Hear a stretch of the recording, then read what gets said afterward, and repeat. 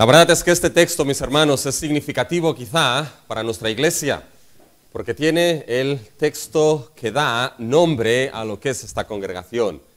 Ebenezer, piedra de ayuda, hasta aquí nos ayudó Jehová. Y fíjense que la descripción de Dios como piedra de ayuda, como roca firme que sustenta, mantiene y ayuda a su pueblo, es una descripción que aparece a lo largo de las Escrituras. Deuteronomio 32, Dios se describe como la roca de su pueblo, la roca que Dios olvidó. Y aquí, mis hermanos, nos damos cuenta de que Samuel levantó un testimonio, una piedra, una roca, que era precisamente piedra de ayuda, testimonio de que Dios había sido de ayuda para su pueblo. Ahora bien, esa ayuda de Dios no podemos descontextualizarla de lo que está sucediendo precisamente en ese capítulo 7 del primer libro de Samuel. Así que tengan abiertos delante de ustedes Samuel 7, primero de Samuel 7, y mis hermanos, para poder entender lo que aquí está sucediendo y entender por qué Dios es piedra de ayuda para su pueblo, primeramente hay ciertas cosas que debemos considerar antes de llegar al texto. Básicamente tres cosas. Primero, mis hermanos, es importante entender que lo que es estos no son los puntos lo que cito ahora, no se preocupen, es antes de los puntos. ¿Ves cómo lo sacan? Qué rápido. Fíjense que antes lo que debemos entender, mis hermanos, es primeramente de que este capítulo 7 está construido de manera paralela con el capítulo 4 de Primera de Samuel. Porque fíjense que vamos de Ebenezer a Ebenezer. Si se dan cuenta, en el capítulo 4, mis hermanos, Israel acampó en Ebenezer. Fíjense el versículo 1. Y Samuel habló a todo Israel. Por aquel tiempo salió Israel a encontrar en batalla a los filisteos y acampó junto a Ebenezer. Y ahora nos damos cuenta cuando llegamos al capítulo 7 de que Samuel levantó una piedra de testimonio entre Mizpa y Sen y le puso por nombre Ebenezer. Por tanto, estamos entre Ebenezer en el capítulo 4 y en el capítulo 7, mis hermanos. Y es un paralelo entre los dos capítulos, pero un paralelo contrario. ¿A qué me refiero?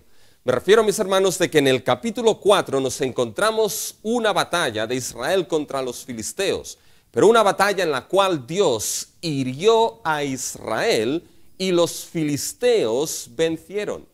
Aquí nos encontramos igualmente una batalla entre Israel y los filisteos, pero al contrario. Aquí Dios dio victoria a Israel, mientras que la mano de Dios estuvo contra los filisteos todos los días de Samuel. Por lo tanto, son dos textos, mis hermanos, paralelos, y es necesario entender esa relación que existe, porque veremos cómo muchos problemas que se dieron en el capítulo 4 son solucionados en cierta manera aquí en el capítulo 7. Esa es la primera cosa a tener en mente. La segunda cosa a tener en mente, mis hermanos, es que cuando se habla aquí de Ebenezer, piedra de ayuda, hasta aquí nos ayudó Jehová, esta ayuda en el capítulo 7 de manera específica se refiere a la salvación que Dios obró a favor de Israel. Es decir, los guardó y los salvó de los filisteos en batalla. Por tanto, la ayuda de Dios va a ser una ayuda muy específica aquí, va a ser ayuda en salvación de ese momento delicado, complicado y de batalla en la vida de Israel, mis hermanos. Y lo último a poder entender bien lo que es este capítulo 7 es que fíjense, mis hermanos, de dónde venimos con Israel. Con Israel, mis hermanos, venimos de un momento donde Israel fue herido por la mano de Dios en el capítulo 4 frente a los filisteos. Venimos, mis hermanos, de que Dios acabó con lo que es la casa y el sacerdocio de Elí. Venimos de un Israel que tenía una fe que había sido una fe supersticiosa, pensándose que podía usar a su Dios en batalla. Una fe que había sido ciega a lo que era el pecado y la iniquidad en la casa misma de Dios. Venimos de un capítulo, mis hermanos, donde la gloria de Dios abandonó su casa y abandonó su pueblo. Y la semana pasada vimos, mis hermanos, que Dios acabó con gente de su mismo pueblo. ¿Por qué? porque miraron el arca o dentro del arca de Jehová. Es decir, venimos de que Israel perdió la reverencia a lo que era la santidad de Dios y convirtieron a Dios en algo común, en algo profano, como otro ídolo. Venimos de esa situación en Israel y ahora de repente, en el capítulo 7, mis hermanos, las cosas cambian. En el capítulo 7, Dios su mano no hiere a Israel, sino que se convierte en piedra de ayuda para su pueblo, en piedra de salvación. Y las preguntas que surgen aquí es, ¿qué es lo que ha cambiado? ¿Qué ha cambiado en Israel para que ahora, de la mano que hirió de Dios, que hirió a Israel, pase a ser aquel que es piedra de ayuda para su pueblo? ¿Qué cambió en el pueblo de Dios? ¿Qué sucedió de esta manera, mis hermanos? ¿Y saben lo que cambió? Lo que cambió, mis hermanos, es aquello que también tiene que cambiar en el pueblo de Dios en el presente, para que el pueblo de Dios pueda decir, hasta aquí nos ayudó Jehová. Para que el pueblo de Dios pueda entender que Dios es piedra de ayuda en su vida. Lo que cambió, mis hermanos, se resume en 3 palabras: arrepentimiento, dependencia y testimonio. Y ahora sí, eso nos lleva a los 3 puntos en los cuales desarrollaremos lo que es ese texto de Samuel 7. Primero nos vamos a dar cuenta del arrepentimiento genuino, que es la preparación para que Dios sea nuestra ayuda. Segundo, veremos lo que es la dependencia genuina, que reconoce que Dios es nuestra ayuda. Y tercero, el testimonio genuino que testifica que Dios es nuestra ayuda. Esos 3 elementos, mis hermanos, es lo que se dan en 1 Samuel capítulo 7 y que nos muestran lo que cambió en Israel para que Dios fuese su ayuda. Y el primero es ese arrepentimiento genuino. Ese arrepentimiento genuino es la preparación, lo vamos a ver, para que Dios sea nuestra ayuda. Y en ese arrepentimiento, mis hermanos, el arrepentimiento genuino implica primero el retorno del corazón a Dios. Fíjense que esto lo vamos a ver en los primeros 3 versículos del capítulo 7. Y si se dan cuenta, en el capítulo 7 aparece un personaje que habíamos dejado atrás. Quien aparece aquí nuevamente, mis hermanos, es Samuel. Porque en los capítulos 4, 5 y 6, Samuel desaparece de la escena del libro. Esos capítulos del 4 al 6 se centran todo en el ciclo que está relacionado con el arca de Jehová, con el arca de Dios, con el arca del pacto. A Samuel lo dejamos en el capítulo 4, versículo 1. Fíjense lo que aparece ahí, capítulo 4, versículo 1. Ahí dejamos a Samuel. Y Samuel habló a todo Israel. Es decir, lo dejamos hablando a Israel. Y es importante recordar, mis hermanos, quién era Samuel. Samuel no solamente fue ese juez de Israel, sino que Samuel, mis hermanos, fue ese profeta legítimo escogido por Dios. Aquel profeta que Dios no dejó ninguna de sus palabras caer en el suelo, como estudiamos. Y precisamente Samuel era la voz oficial de Dios a su pueblo. Cuando Samuel hablaba, aquel que hablaba al pueblo de Dios era Dios mismo. Pues bien, mis hermanos, ahora fíjense en el capítulo 7, versículo 3. Habló Samuel a toda la casa de Israel, diciendo. Vuelve a aparecer Samuel y vuelve a aparecer hablando al pueblo, mis hermanos. Por lo tanto, lo significativo de esto es que lo que Samuel va a pedir a Israel, en realidad, mis hermanos, es lo que Dios va a pedir y a demandar de su pueblo. Es lo que Dios va a exigir y a decirle a su pueblo que tiene que hacer, mis hermanos. Y fíjense, ¿qué es lo que Dios le va a pedir? Bueno, Dios le va a pedir a su pueblo un arrepentimiento genuino.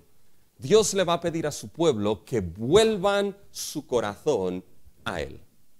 Fíjense de dónde venimos, lo que vimos la semana pasada, mis hermanos. Fíjense que aquellos de Bet-Semes miraron el arca y Dios acabó con 100.070 hombres.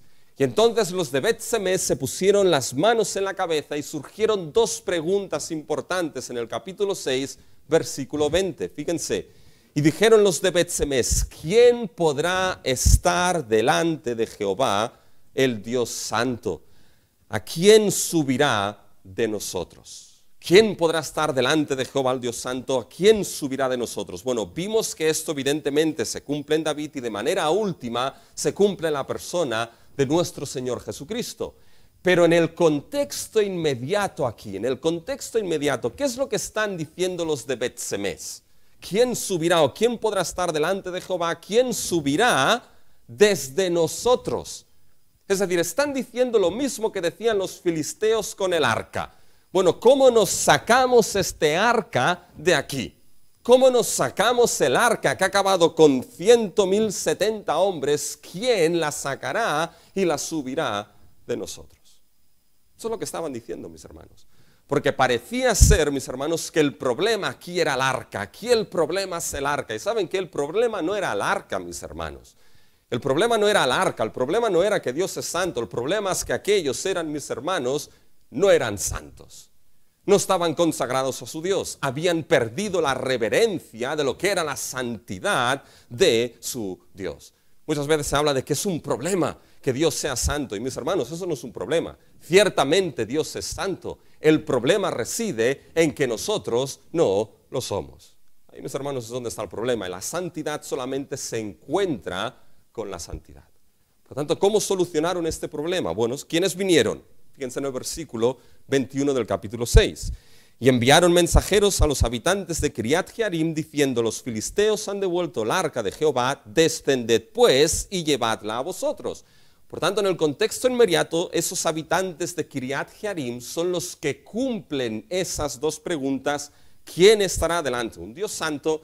¿A quién subirá desde nosotros? Y fíjense entonces cómo continúa la historia en el capítulo 7. Fíjense el versículo 1.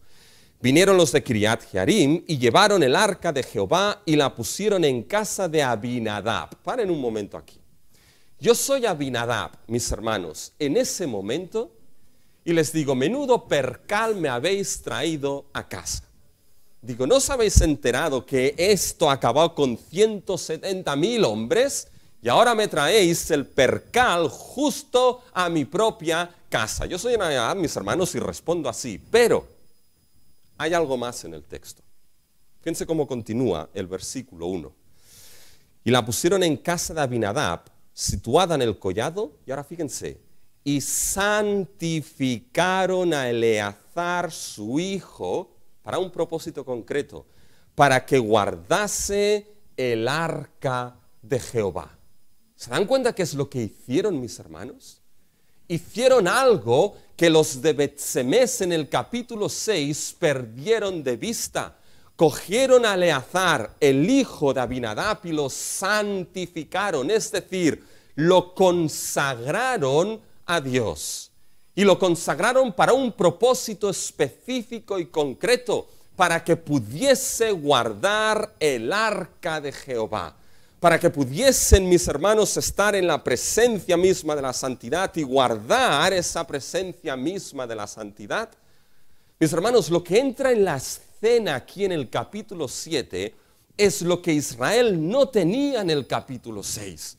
Lo que habían perdido su santificación, su consagración. Habían hecho de Dios un Dios común y profano y habían perdido esa visión de la importancia de la santidad de Dios y de la santidad y consagración en sus vidas. Y aquí entra lo que es la santidad que Israel no tenía, es lo que entra en el capítulo 7. Y es como si el argumento estuviese diciendo: esto es lo que debe establecerse en la vida del pueblo de Dios en ese momento. Porque la santidad solamente se guarda con santidad, solamente se encuentra con la santificación. Y fíjense cómo esta consagración va a ser establecida, mis hermanos, en medio del pueblo. Esta consagración, mis hermanos, va a ser primeramente establecida por medio de que Israel en su vida tenga un arrepentimiento genuino y devuelva su corazón a Dios. Esa consagración empezará por arrepentimiento y consagración en sus vidas. ¿Quieren verlo? Fíjense en el versículo 2. Dice: desde el día que llegó el arca a Kiriat Jearim pasaron muchos días, 20 años. 20 años ahí estuvo el arca, mis hermanos. 20 años Eliezer consagrado, guardando el arca del pacto. Y pregúntense, ¿qué hizo Israel durante esos 20 años, mis hermanos? ¿Se lo han preguntado? 20 años ahí. ¿Qué hizo Israel durante esos 20 años? ¿Saben lo que hizo? Nos lo dice el texto. Piensa al final del versículo 2. Pasaron muchos días, 20 años, y toda la casa de Israel lamentaba en pos de Jehová. ¿Qué hizo Israel, mis hermanos? Por 20 años estuvo lamentando en pos de Jehová.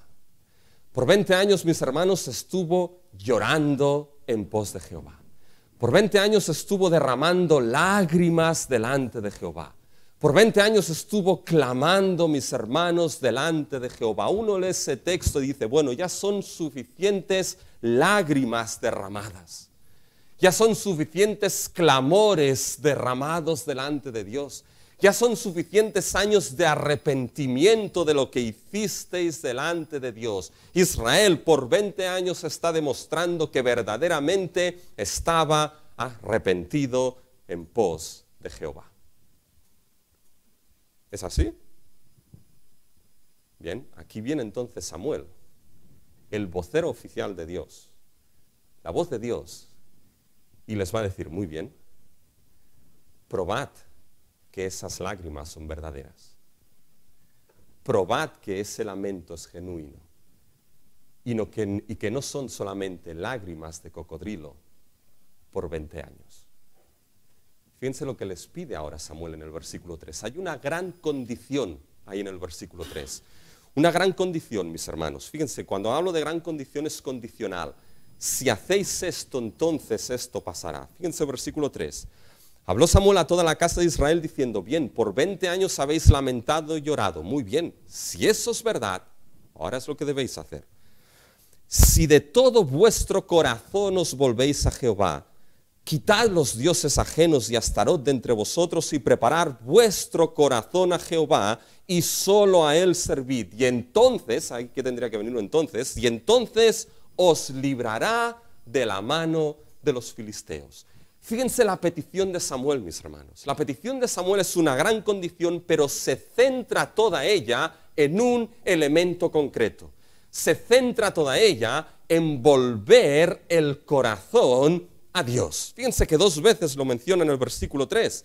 Si de todo vuestro corazón os volvéis a Jehová.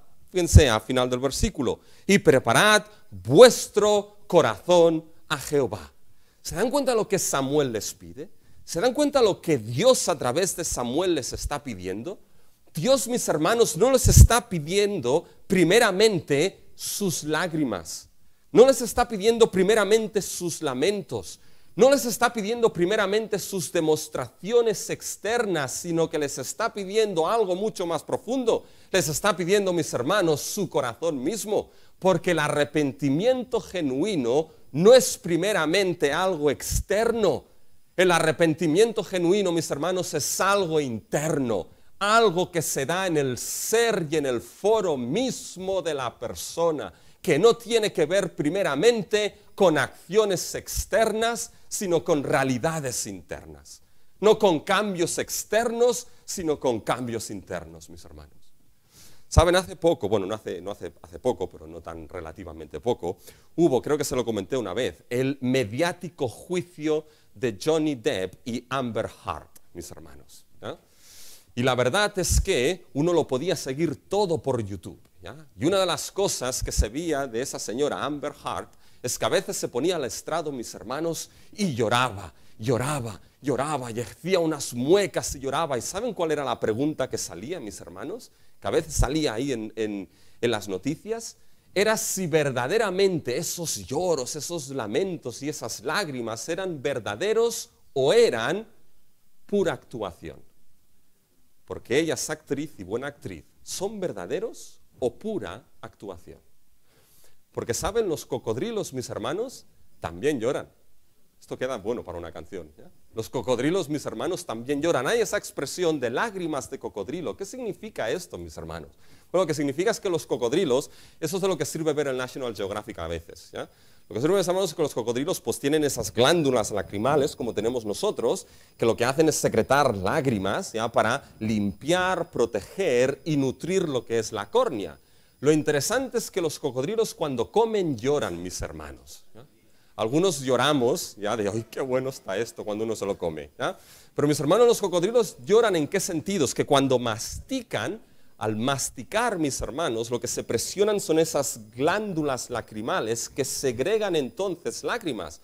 Por lo tanto, cuando los cocodrilos comen, lloran, pero a nadie, mis hermanos, a nadie en su sano juicio se le pasaría por la mente pensar de que el cocodrilo llora porque se está comiendo al pobre ñu, ¿ya? A nadie se le pasaría eso por la mente. Son lágrimas que nada tienen que ver con la realidad de lo que sucede, mis hermanos. Es que, mis hermanos, las lágrimas y los lamentos pueden ser una evidencia de arrepentimiento genuino delante de Dios, pero las lágrimas y los lamentos pueden ser una evidencia de una hipocresía genuina delante de Dios y del ser humano. Porque el arrepentimiento, mis hermanos, no se centra primeramente en emociones externas, aunque pueden y van a estar, pero es primeramente un aspecto interno, un aspecto del corazón. Y eso es lo que aquí le está diciendo Dios a su pueblo. Dice, sí, de todo vuestro corazón. Literalmente lo que está diciendo es, sí, con todo vuestro corazón os volvéis a Dios. Y la idea de corazón, mis hermanos, no lo pierdan de vista. Lo que Israel entendería no solamente sería volverse con su mente, no solamente sería volverse con sus emociones. El corazón en la Escritura siente, se piensa, se comprende, se entiende. Es el ser mismo de todo lo que la persona es. Dios está demandando que todo lo que sois, con vuestras emociones, con vuestros pensamientos, con vuestro entendimiento, todo lo que sois, se vuelva a vuestro Dios.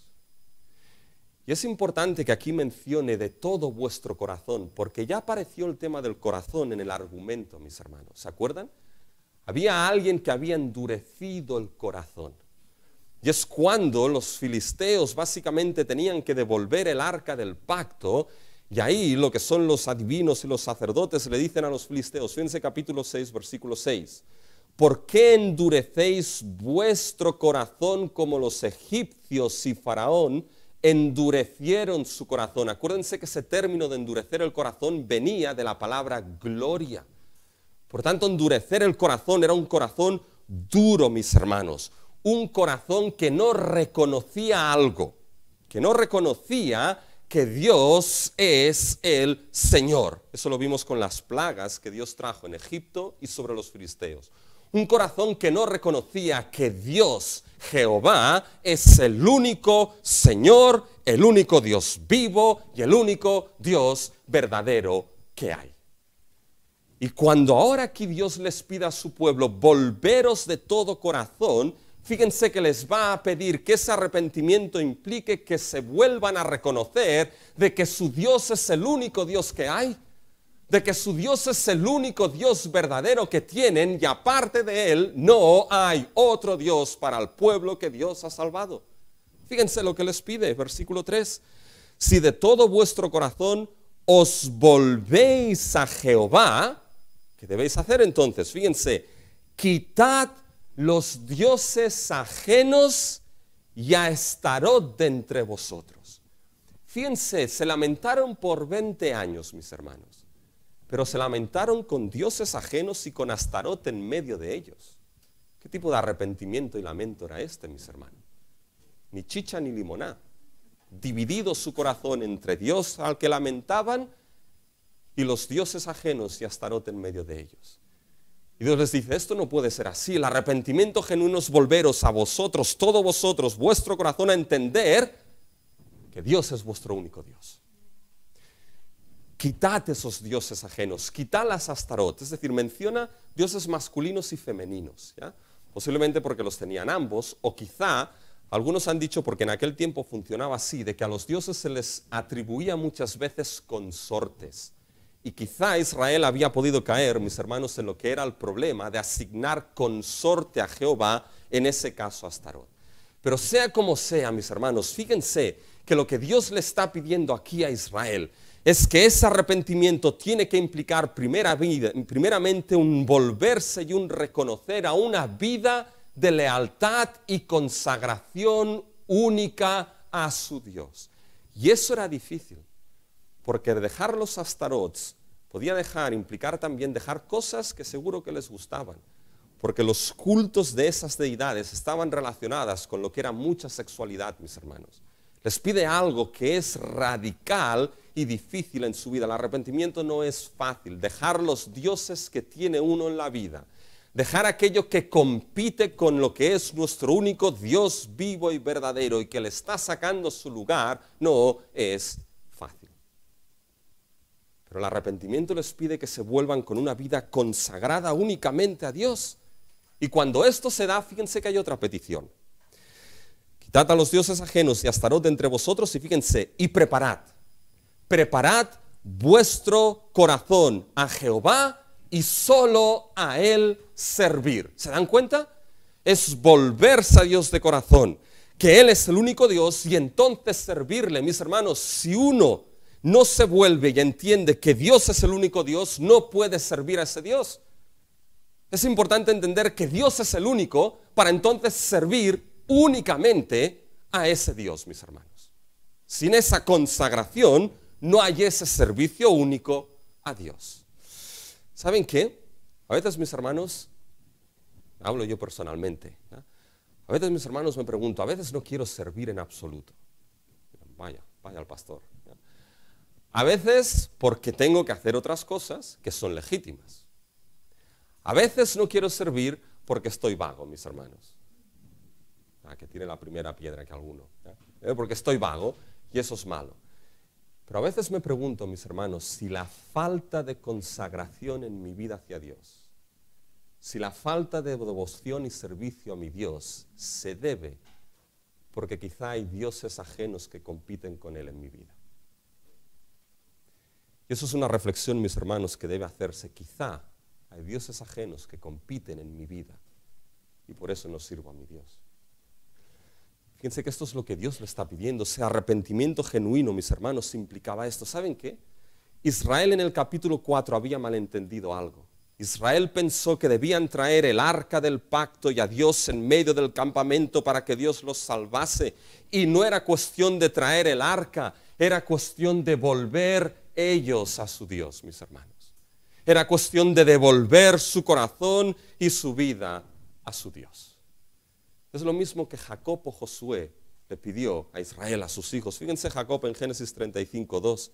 Entonces Jacob dijo a su familia y a todos los que con él estaban, quitad los dioses ajenos que hay entre vosotros y limpiaos y mudad vuestros vestidos. O Josué 24, un texto que todos sabemos. Fíjense Josué 24:14.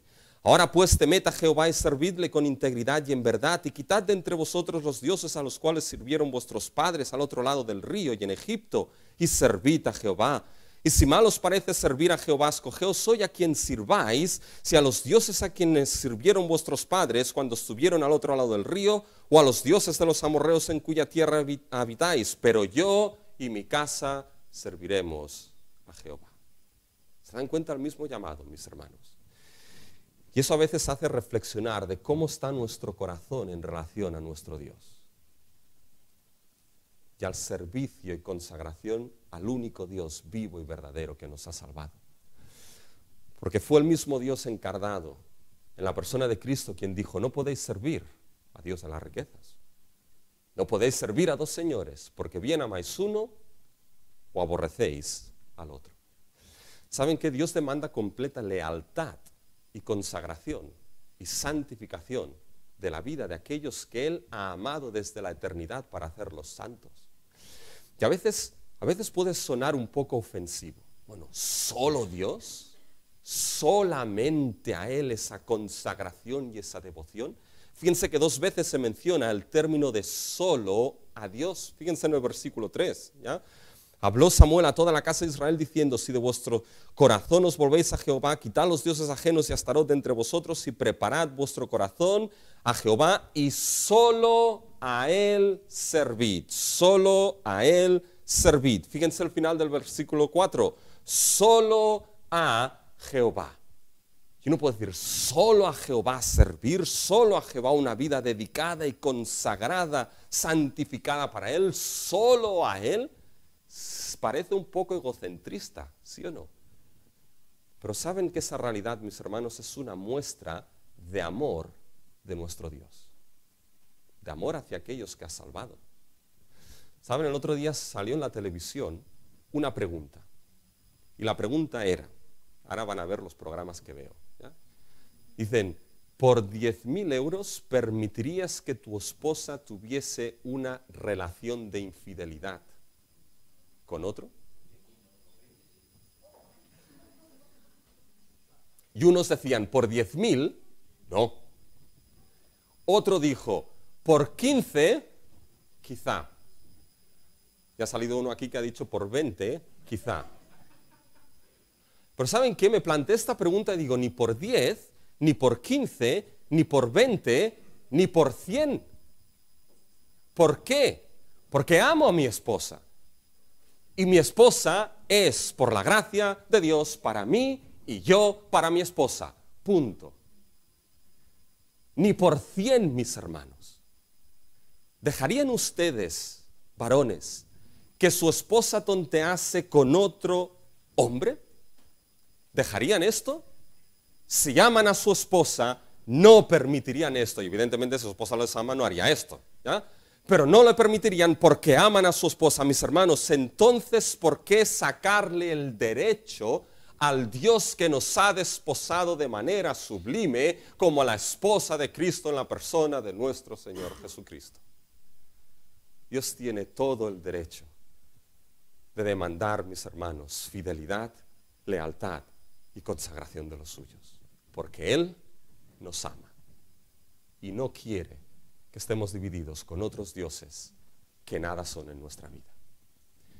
Fíjense cómo este arrepentimiento genuino, mis hermanos, es precisamente la preparación para la salvación y la ayuda que Dios obrará. Fíjense cómo acaba el versículo 3. Y os librará de la mano de los filisteos. Volveros a Dios y os librará, os salvará, os guardará. Pero ese arrepentimiento genuino, me he enrollado mucho, mis hermanos, ¿ya? Pero ese arrepentimiento genuino, ¿saben qué? No solamente implica al volver el corazón, sino que tiene que haber una evidencia palpable de acción. Fíjense que Israel no se quedó solamente en palabras, sino que pasó a hechos. Fíjense, el versículo 4 es el resumen de lo que Israel hizo, y a partir de ahí, de los versículos del 5 al 6, lo que hicieron, ¿ya? Entonces los hijos de Israel quitaron a los Baales y a Astarot y sirvieron solo a Jehová. ¿Se dan cuenta? Actuaron, mis hermanos. No hubo solamente palabras, sino que hubo acción. Y fíjense que ahora aquí Samuel les va a pedir varias cosas. Les lo reunió y les dice, yo oraré por vosotros. Versículo 6. Se reunieron en Mizpa y sacaron agua y derramaron delante de Jehová. No se sabe bien lo que eso significa, porque es la única vez que aparece esto aplicado en Israel. Pero parece ser que junto con la otra acción, ayunaron, es un reconocimiento de la culpa delante de Jehová. ¿Se dan cuenta? Hubo acción, mis hermanos, en la vida de Israel. Por tanto, aunque el arrepentimiento es una realidad primeramente interna, mis hermanos, es un cambio interno de volverse a reconocer que Dios es el único Dios, mis hermanos, tiene que haber evidencias externas de ese cambio. Y esas evidencias externas sí pueden ser lágrimas, lamentos, pero primeramente hay una evidencia externa clara que demuestra el arrepentimiento. ¿Y saben cuál es, mis hermanos? La confesión de pecado delante de Dios. Fíjense lo que Israel llegó a decir aquí. Mitad del versículo 6. Contra Jehová hemos pecado. Y juzgó Samuel a los hijos de Israel en Mizpa. ¿Se dan cuenta? Ese arrepentimiento supuso acción en su vida y una de las acciones claras es que confesaron su pecado delante de Dios. Reconocieron que habían pecado, reconocieron que se habían equivocado. Mis hermanos, fíjense que cuando llegamos a los filisteos, a los fariseos, mis hermanos, ¿qué es lo que les dice Juan el Bautista a los fariseos, mis hermanos? Les dice, oye, hacer frutos dignos de arrepentimiento. Uno podía imaginarse ahí que Juan el Bautista les decía, oye, parad tanto ya de hablar, parad tanto ya de justificaros, parad tanto de decir tantas cosas, de hacer frutos dignos, volveos a este que es el Mesías, arrepentíos para entrar en el reino de los cielos, porque sin ese arrepentimiento no hay entrada en el reino. Por tanto, fíjense, mis hermanos, que aquí hay acción que demuestra ese arrepentimiento, y esa acción es esa confesión, porque no puede confundirse el remordimiento con el arrepentimiento. ¿Saben? El remordimiento, mis hermanos, es aquel que sí, que tiene pena porque ha hecho algo mal, y puede llorar, y puede lamentarse, y puede decir una gran cantidad de cosas, pero te das cuenta que al día siguiente, o a los 2 días, o a la semana, o al mes, o al año, sigue exactamente haciendo lo mismo. Eso es puro remordimiento, pero no arrepentimiento. El arrepentimiento, mis hermanos, implica precisamente ese cambio interno que lleva a un cambio externo de que eso que es pecado contra Dios, eso es dejado atrás. ¿Se dan cuenta, mis hermanos? Esto es lo que aquí les está pidiendo, en cierta manera, Dios a su pueblo.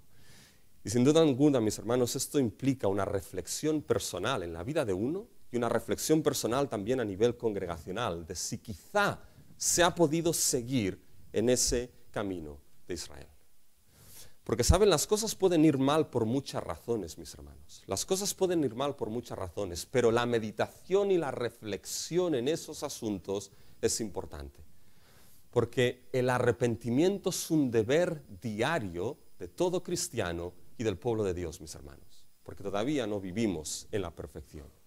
Y puede ser que en ocasiones la solución a situaciones difíciles, a la batalla enfrentada, a derrotas sufridas, quizá la solución sea volverse de todo corazón a Dios, para entonces poder ver que Dios es ayuda para su pueblo. Porque volverse de corazón nos lleva entonces al segundo punto, que es volverse y depender a Dios, que es la dependencia genuina que reconoce que Dios es nuestra ayuda. Con arrepentimiento se vuelve a esa consagración y se depende de que Dios es la única ayuda que se tiene, mis hermanos.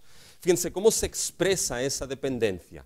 Se expresa, fíjense, primero con una fe que depende únicamente de Dios para salvación. Fíjense que ahora entramos a partir de los versículos 7 y 8, mis hermanos. ¿Y qué es lo que sucede aquí? Bueno, lo que sucede es que los filisteos escucharon que Israel se reunía en Mizpa. ¿Y qué es lo que escucharon cuando los filisteos dijeron, se ha reunido Israel? ¿Qué escucharon en su mente los filisteos? ¿Saben qué escucharon?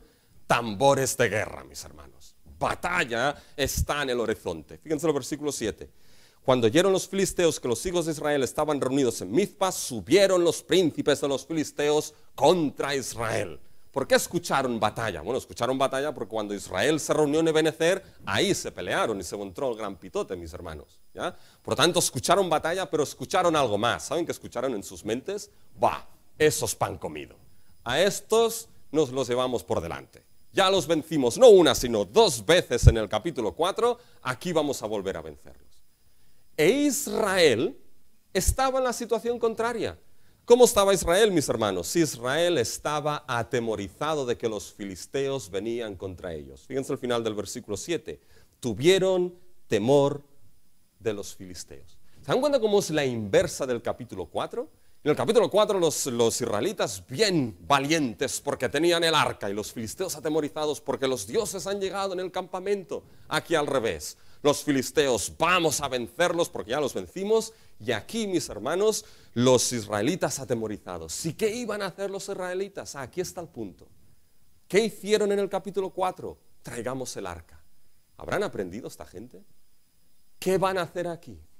Y se dirigen, mis hermanos, a Samuel y le dicen, Samuel, ora por nosotros, ora por nosotros.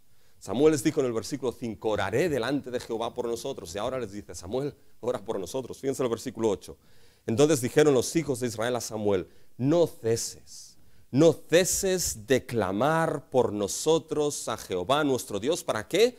Para que nos guarde, nos salve de la mano de los filisteos. Samuel, cumple tu palabra y ora por nosotros. Lo que Israel está mostrando es que Israel está pidiendo a Samuel que él sea intercesor a favor de ellos, que Samuel medie a favor de ellos y que esa mediación, mis hermanos, sea con el clamor y la oración de Samuel delante de Dios. Fíjense que no cayeron en lo que sucedió en el capítulo 4. Hubiese podido decir Israel aquí, bueno, el arca no la vamos a traer, porque la primera vez las cosas muy bien no nos salieron con el arca, ¿eh? Pero oye, ¿por qué no traemos el candelabro aquí y que vaya delante de nosotros y nos ilumine en la batalla, a ver si funciona el candelabro? ¿O por qué no hacemos todo lo que son unas comisiones correspondientes con sus responsables para ver cómo organizamos para poder vencer en batalla? ¿Hicieron esto Israel? Israel le dijo, no, Samuel, intercede, clama, ora delante de Dios. ¿Saben lo que esto significaba, mis hermanos? Que Israel había entendido algo, mis hermanos, algo que en el capítulo 4 no entendió.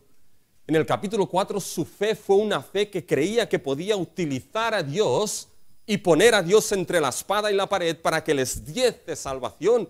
Utilizaron su fe como una fe supersticiosa, pero aquí no, aquí se dan cuenta, Samuel, ora, clama, porque dependemos únicamente de Dios para nuestra salvación en este momento y en esta situación. Su fe era una fe que dependió únicamente de Dios para su salvación. Y entendió, mis hermanos, Israel, y esa fe entendía de que esa salvación de Dios no era una obligación en la vida de Dios para su pueblo, sino que era el acto de la gracia y bondad soberana de Dios hacia ellos. Un acto de su gracia y misericordia hacia su vida. Es que, mis hermanos, cuando Dios salva, cuando Dios se convierte en piedra de ayuda para los suyos, mis hermanos, esto no es una obligación en el ser de Dios. ¿Saben lo que es esto? Es una muestra de la gracia y misericordia de Dios hacia la vida de aquellos que Él se ha convertido en su piedra de ayuda y salvación. Y tenemos un medio, mis hermanos, un medio que demuestra y da a entender de que dependemos de Dios para nuestra salvación en todas las áreas, y ese medio es la oración. Israel fue dejado con una sola cosa, con Samuel para que orase delante de su Dios. Y saben, mis hermanos, nosotros tenemos una gran cantidad de recursos en el tiempo en el cual vivimos. Y tenemos una gran cantidad de recursos, mis hermanos, como iglesia. Y esos recursos no están mal, son buenos, son útiles si se saben utilizar, pero siempre y cuando no nos pensemos que son el arca que llevamos al medio del campamento para que Dios nos salve. Son buenos siempre y cuando no sustituyan, mis hermanos, lo que muestra una verdadera dependencia de Dios para salvación, que es la oración, mis hermanos. Dios nos ha dado el don de la oración. Dios nos ha dado un arma sublime, un medio de gracia sorprendente, mis hermanos, que demuestra no cuán fuertes somos nosotros, no cuán hábiles somos para usarlo, sino cuán dependientes somos de nuestro Dios y cuán fuerte es nuestro Dios para ser piedra de ayuda en nuestras vidas. Ahora imagínense que esta iglesia, mis hermanos, se quedase sin nada. Se quedase sin reunión de jóvenes y adolescentes. Se quedase sin diaconías. Bueno, solamente con la coral, ya que estamos ensayando y esto tenemos que aprovecharlo, ¿ya? Imagínense, mis hermanos, que se quedaran sin reunión de mujeres. Que se quedasen, mis hermanos, sin nada. Simplemente se quedase con la palabra y la oración. ¿Creen que sería suficiente, mis hermanos, esto? Bueno, esos son los medios que tenían aquí Israel. La palabra en Samuel y la oración de Samuel. Y le pidieron, Samuel, ora. Porque este mostraba que dependían únicamente de Dios para hacer su salvación, mis hermanos. ese gran medio que Dios nos ha dado, no podemos desatenderlo. Ora, piedra de ayuda, para que Dios nos guarde. Pero ¿saben qué es lo sorprendente? Que era una fe, mis hermanos, que no únicamente dependía, una fe que mostraba esa dependencia de Dios, sino que era una fe que depende de la intercesión para salvación. Fíjense, Israel no oró, mis hermanos. ¿Se dan cuenta? Israel no oró. ¿Quién oró aquí, mis hermanos? Oró Samuel. Y fíjense en el versículo 9, es un versículo precioso, es un versículo spurgeoniano, mis hermanos, este versículo. ¿Ya? Fíjense lo que dice: Samuel tomó un cordero de leche y lo sacrificó entero en holocausto a Jehová, y clamó Samuel a Jehová por Israel, y Jehová le oyó. Fíjense, le pide aquí Israel a Samuel, clama, ora por nosotros. ¿Y qué es lo que primero hace Samuel? No clamó primeramente, sino que cogió un cordero de leche, y lo sacrificó en holocausto delante de Jehová. Y aquí hay algo que debemos entender, mis hermanos. Ese sacrificio en holocausto era un sacrificio quemado, una ofrenda que se quemaba. ¿Y qué significaba esto, mis hermanos? Significaba que el cordero que había sido sacrificado en holocausto, quemado, ese cordero era la víctima inocente que llevaba las deslealtades, las culpas, la desobediencia, el pecado del culpable, mis hermanos. Y cuando ese cordero sacrificado y quemado que llevaba las culpas era el cordero sustitutorio, era quemado, mis hermanos, uno podía pensarse de que el fuego acababa destruyendo lo que era el cordero. Pero la visión no era esta. La palabra quemada, mis hermanos, la palabra de quemado proviene en hebreo de la misma palabra de incienso. Por lo tanto, la idea era que cuando el cordero sustitutorio era quemado y sacrificado, mis hermanos, se transformaba en una ofrenda que ascendía delante de Dios. Y Dios olía esa ofrenda como incienso agradable a favor del pecador. Y Dios oía ese sacrificio. Bueno, ¿qué es lo que sucede aquí, mis hermanos? Que Israel no oró, dependió de la intercesión de Samuel. Una intercesión, mis hermanos, que empezó con un cordero, que ese cordero sacrificado en el holocausto, ¿qué es lo que llevaba en sus hombros? Llevaba en sus hombros la idolatría de Israel. Llevaba en sus hombros la deslealtad de Israel, llevaba sobre él la fe supersticiosa de Israel, la fe ciega de Israel, la irreverencia de Israel, el pecado de Israel, todo en ese cordero sacrificado como cordero sustitutorio. Y junto a ese sacrificio, ¿qué es lo que hizo Samuel? Samuel clamó: Dios, guárdalos, sálvalos, manténlos de esos filisteos. ¿Y cómo acaba el versículo 9? Y Jehová oyó. Y cuando esto sucedió, fíjense el versículo 10, cuando Samuel está haciendo esto, mis hermanos, cuando Samuel hace esto, llegan los filisteos y truena Dios desde el cielo. Y confundió a los filisteos. Esto es algo que Ana ya había dicho que Dios hace. Fíjense en el capítulo 2, mis hermanos, versículo 10.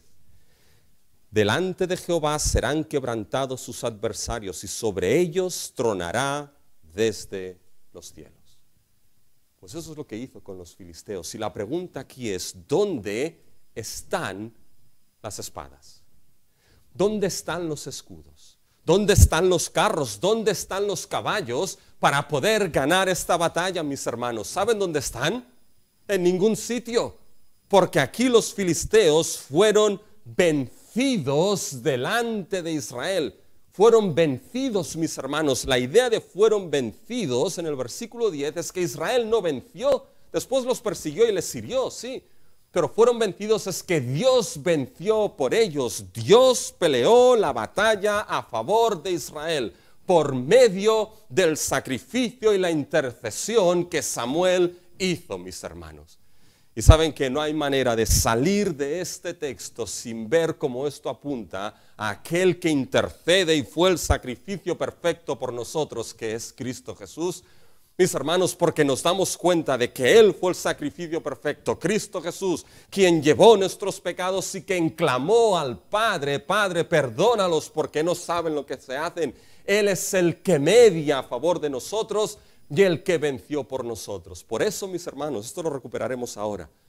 Por eso cuando oramos, mis hermanos, en el nombre de nuestro Señor Jesucristo, algo que estamos reconociendo es que Él venció. De que Él peleó la batalla por nosotros, de que Él es aquel que es nuestra piedra de ayuda, ahora y por los siglos de los siglos. Y esto lleva al último punto de todos, que es el testimonio genuino. Y sí, debo hacerlo en 3 minutos, mis hermanos, sí. Pero el testimonio, Joel dice, sí, a ver si lo haces, El testimonio genuino, mis hermanos, que testifica que Dios es nuestra ayuda. Y fíjense que este testimonio es el testimonio de nuestra situación presente. Fíjense a partir del versículo 12, cuando esta victoria se produce, tomó luego Samuel una piedra y la puso entre Mizpa y Sen, y le puso por nombre Ebenezer, diciendo, hasta aquí nos ayudó Jehová. El testimonio de piedra de ayuda, hasta aquí nos ayudó Jehová. Pero piensen, mis hermanos, está diciendo aquí Samuel hasta aquí. No pierdan de vista este hasta aquí. ¿Saben por qué es importante este hasta aquí? Porque miren atrás. Miren en lo que ha sido, mis hermanos, Israel. Israel, mis hermanos, ha sido oprimido por Dios mismo, con una fe supersticiosa y ciega. Perdieron la gloria de Dios. Acabó con Dios con la casa y el sacerdocio de Elí. Fueron algunos de ellos muertos por mirar en el arca. Y uno puede decir, ¿hasta aquí nos ha sido Dios de ayuda? Con todo lo que hemos pasado, nos ha sido de ayuda Dios hasta este mismo momento. Pues sí, Dios les fue de ayuda, porque si Dios no hubiese actuado a veces con dureza en la vida de su pueblo, no hubiese llegado a este punto de que el pueblo reconociese que tenía que volverse de todo corazón a su Dios y servirle, y experimentar entonces lo que era que Dios es verdaderamente su ayuda. Fíjense lo que un autor dice en relación a esto, dice, todo esto lo había considerado Samuel.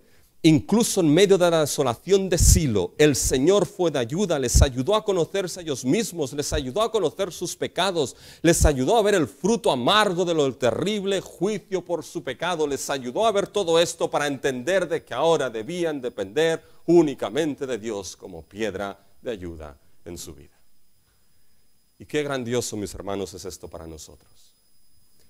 Porque puedes mirar personalmente en tu vida. En estos momentos mirar atrás y ves la misericordia y fidelidad de Dios en todo momento, pero la ves también a través de la oscuridad, de pecado, deslealtad, caídas, deshonra, corazones partidos en relación a la lealtad a Dios. Y en todo esto Dios ha sido de ayuda para llegar a este momento y decir, Dios me ha permitido ver dónde estaba y quién es la ayuda en mi vida, mi Señor Jesucristo. Porque este es el último testimonio, es el testimonio de Dios en la persona de Cristo. Mis hermanos, terminaremos con un himno, Fuente de la Vida Eterna, que en realidad tiene 4 estrofas. Y hay una estrofa que no la tenemos, pero que menciona este Ebenezer, esta piedra de ayuda. Y dice lo siguiente esta estrofa. Aquí levanto mi roca Ebenezer, aquí por tu gracia, por tu gran ayuda he venido. Espero por tu buena voluntad llegar seguro a mi hogar. Jesús me buscó cuando era yo extraño, mientras yo me apartaba de mi Dios. Él quien para rescatarme del peligro su preciosa sangre derramó. He aquí, levanto mi roca Ebenezer.